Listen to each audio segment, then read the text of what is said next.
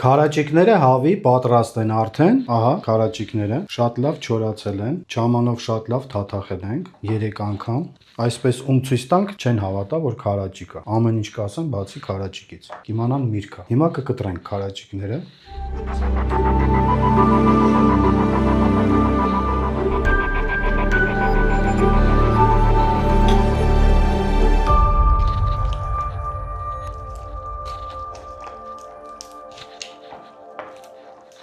կտրում ենք քարաճիկները,